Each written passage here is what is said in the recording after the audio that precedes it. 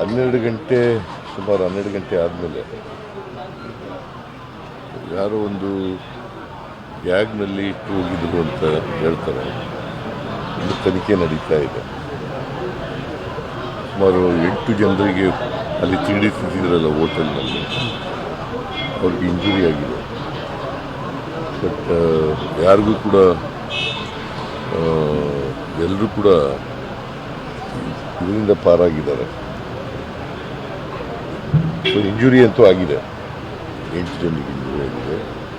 ಅಲ್ಲಿ CCTV ಅವೆಲ್ಲ examine ಮಾಡ್ತಾ ಇದ್ದಾರೆ. ಯಾರೋ ಒಬ್ಬ ಅಲ್ಲಿ ಬ್ಯಾಗ್ ಇಟ್ಟಿದ್ದು ಗೊತ್ತಾಗಿದೆ. ಸೊ ಅದು ಹೈ ಎಕ್ಸ್ಪ್ಲೋಸಿವ್ ಬ್ಲಾಸ್ಟ್ ಅಂತ ಹೇಳ್ತಾರೆ, ಇಂಪ್ರೂವೈಸ್ಡ್ ಎಕ್ಸ್ಪ್ಲೋಸಿವ್ ಅಂತ ಹೇಳ್ತಾರೆ. ನೋಡಬೇಕಾದ್ರೆ ಇನ್ನೂ ತನಿಖೆ ನಡೀತಾ ಇದೆ. ಹೋಮ್ ಮಿನಿಸ್ಟ್ರಿಗೂ ಹೇಳಿದ್ದೀನಿ ಹೋಗಿ ಅಲ್ಲಿಗೆ. ಸೊ ಸ್ವಲ್ಪ ಹೊತ್ತಿನಲ್ಲಿ ಗೊತ್ತಾಗುತ್ತೆ ಏನು. ಭಾರಿ ಪ್ರಮಾಣ ಏನಿಲ್ಲ, ಸಣ್ಣ ಪ್ರಮಾಣದವರು ಕೂಡ ಇಂಪ್ರೂವೈಸ್ಡ್ ಬ್ಲಾಸ್ಟ್ ಅಂತ ಹೇಳ್ತಾರೆ. ಎಲೆಕ್ಷನ್ ಟೈಮು ಇದೆಲ್ಲ ಈ ಥರ ಬ್ಲಾಸ್ಟ್ ಅದೆಲ್ಲ ಅಂದಾಗ ಕಾನೂನು ಸುವ್ಯವಸ್ಥೆ ಪ್ರಶ್ನೆಗಳನ್ನ ಜಾಸ್ತಿ ಎಷ್ಟು ಶುರು ಮಾಡ್ತಾರಲ್ಲ ಸರ್? ಎಲ್ಲ ಕಾಲದಲ್ಲೂ ನಡೆದಿದ್ದಾವೆ ಇದು, ಬಟ್ ನಡೀಬಾರದು.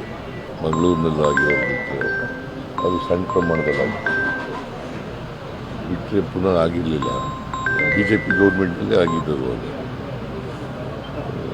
ನಮ್ಮ ಗೌರ್ಮೆಂಟಲ್ಲಿ ಇದು ಮೊದಲನೇ ಬಾರಿ ಆಗಿದೆ.